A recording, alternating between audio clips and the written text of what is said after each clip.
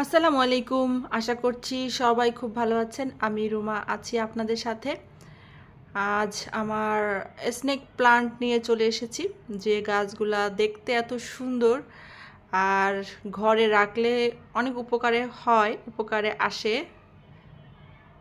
যেমন হচ্ছে নাছা যে 10টা গাছের কথা বলেছে, তার ভিতর কিন্তু এই স্নেক প্লান্টটা আছে। এটা রাতেও অক্সিজেন দেয়। দেখুন আমার এই গাছে কি পরিমাণে চারা হয়েছে। তো আমি কিন্তু নিজেও জানি না, এটা বাইরে ছিল। তো এই পরিমাণে চারা হয়েছে আমার গাছে, মানে প্রচুর পরিমাণে। একটা মাত্র গাছ ছিল এখানে, হয়েছিল আমি যখন রেখেছিলাম বাইরে তখন 3-4টা গাছ ছিল, কিন্তু এত পরিমাণে হয়েছে এটা আমি আসলে জানিই না। তো দেখেছি মাঝে, কিন্তু এই পরিমাণে হয়েছে আমি আনতে যে আমার অনেক কষ্ট হয়েছে, অনেক ভারী হয়ে গিয়েছে গাছটা। তো এই গাছের কিন্তু চারা করা খুবই সহজ। আমি সব কিছু আস্তে আস্তে বলে দিচ্ছি, প্লিজ আশা করব আমার সঙ্গেই থাকবেন। এই দেখুন এখানে যে হলুদ বর্ডারের গাছটা দেখছেন, এর একটা ডাল যদি আপনি লাগান তাহলে কিন্তু এইরকম হলুদ চারা আপনি পাবেন না। এরকম হলুদ পাতা যদি লাগান তাহলে আপনি এরকম সবুজ পাতার গাছ পাবেন। যদি আপনার এরকম হলুদ ডালের পাতা গাছ চান তাহলে কিন্তু এরকম গোড়া সহ আপনাকে লাগাতে হবে, তা না হলে কিন্তু এরকম হলুদ হবে না। তো এটা একটা মানে একটু খারাপ লাগে।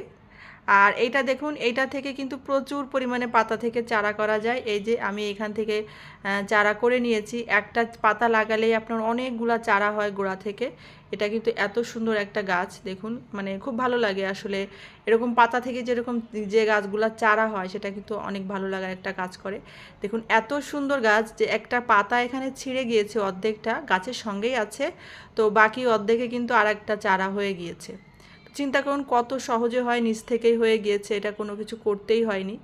তো অনেক বড় বড় চারা হয়েছে। যখন আমি এই গাছগুলা লাগিয়েছিলাম তখন মনে হয় আমি শেয়ার করেছি আপনাদের সাথে, যে কত মানে পাতা যখন বসিয়েছি তখন চারা হওয়ার পরেও আমি আপনাদের সঙ্গে শেয়ার করেছিলাম। তো দেখুন এই গাছটাতেও কী পরিমাণে চারা হয়েছে, এবং এই টবগুলাও কিন্তু আমার পরিবর্তন করতে হবে। অনেক ঘন হয়ে গিয়েছে, আর জায়গাই নেই, একেবারে ভরে গিয়েছে, চারা হতেই আছে। তো এই শীতে আমি আর, শীত বলতে সামনে তো শীতই, এই শীতে আর গাছগুলা পরিবর্তন করব না। এইটাকেও আমার পরিবর্তন করতে হবে টবটা।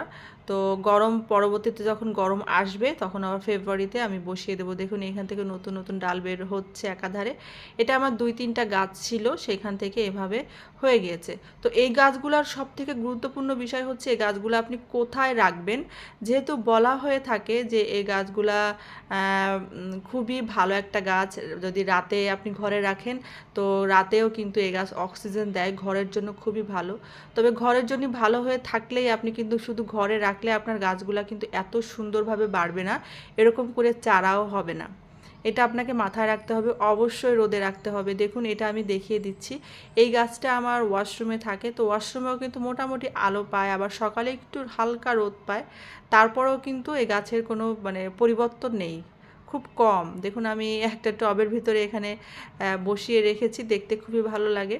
তো দেখুন পাতাগুলা এত চিকন চিকন হয়েছে, যে এগুলা হচ্ছে একটাই কারণ, যে এটা হচ্ছে রোদের অভাবে এরকম হয়েছে। তো অবশ্যই গাছে যদি আপনি অনেক আলো বাতাস দিতে পারেন তাহলে কিন্তু গাছ আপনার খুব ভালো থাকবে।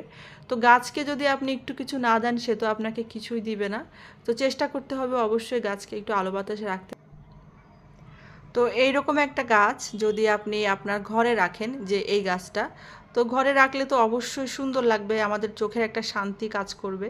তো শুধু শান্তি কাজ করলে তো হবে না, তাকেও কিন্তু ভালো রাখতে হবে, সেই চেষ্টাও কিন্তু আপনাকেই বা আমাকেই করতে হবে। সে যাতে আরও অনেক পরিমাণে চারা দেয়, তারপর সারা বছর ভালো থাকে, সেই চেষ্টা করতে হবে। তার জন্য অবশ্যই রোদে এবং অনেক আলো বাতাসে রাখতে হবে। তো দেখুন এই একটা গাছ, এটা হচ্ছে আমার বারান্দাতে ছিল, মানে একটু ভিতরের দিকে ছিল, খুব একটা রোদ পাচ্ছিল না। তো এরকম চিকন চিকন অনেক পাতা হয়েছিল, তো এই পাতাগুলো আমি সব কেটে দিয়েছি।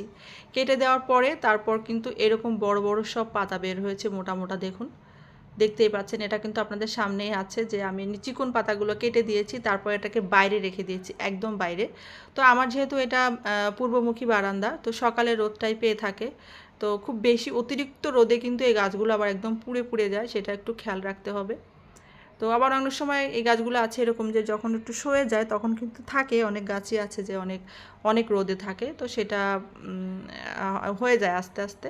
আবার অনেকেই দেখবেন যে অনেক কম আলো বাতাসেও কিন্তু গাছগুলো হচ্ছে, সেটা বলতে পারেন যে ভাগ্যের ব্যাপার। আর আমার আসলে হয় না, আমি আমার ঘরের ভিতর রোদ কম আসে, এই কারণে আমি গাছ খুব একটা ঘরে রাখতে পারি না, শখ করেও রাখতে ইচ্ছা করে না, কারণ গাছ কিন্তু প্রতিদিন জায়গা পরিবর্তন করলে গাছের গ্রোথে সমস্যা হয়, গাছ ভালোভাবে বাড়ে না। তো চেষ্টা করতে হবে গাছটা নির্দিষ্ট একটা জায়গায় রাখতে, যাতে গাছগুলা ভালো থাকে। এবার বলে দিই এই গাছের মিডিয়া কিভাবে তৈরি করবেন। এই গাছের মিডিয়া তৈরি করাও খুব সহজ, মানে মাটি তৈরি করা। আপনি 1 ভাগ মাটি নেবেন, 1 ভাগ ভার্মি কম্পোস্ট, আর হচ্ছে 1 ভাগ লাল বালি অথবা সাদা বালি। বাস এই 3টা উপকরণ দিয়ে খুব ভালোভাবে মাটিটা তৈরি করে আপনি গাছটা বসিয়ে দিবেন।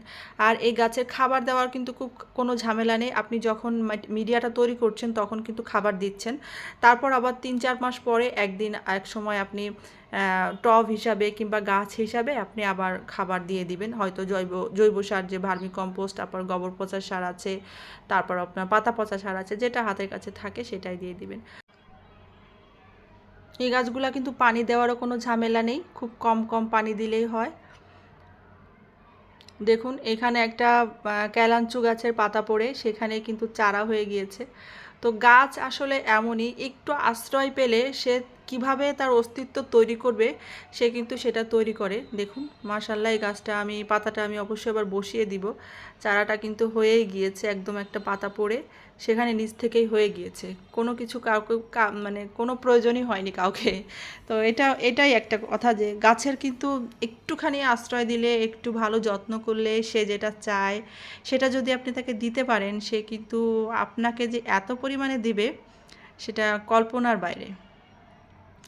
তো আমার এই গাছগুলা আমি সব সময় চেষ্টা করছি বাইরে রাখতে, ভেতরে ছিল কিন্তু আমি বাইরে রেখেছি, কারণ বাইরে রাখার পরে আমি দেখেছি এত পরিমাণে চারা হয়েছে, প্রত্যেকটা গাছে এত পরিমাণে চারা হয়েছে।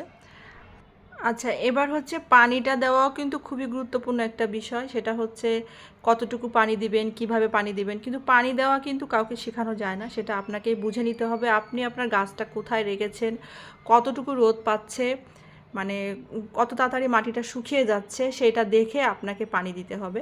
অবশ্যই ড্রেনেজ ব্যবস্থাটা ভালো রাখবেন, পানি দেওয়ার সঙ্গে সঙ্গে যেন নিচ থেকে পানিটা ভিজে গোড়া থেকে বের হয়ে যায় নিচ থেকে, তাহলেই কিন্তু আপনার গাছের কোনো সমস্যা হবে না।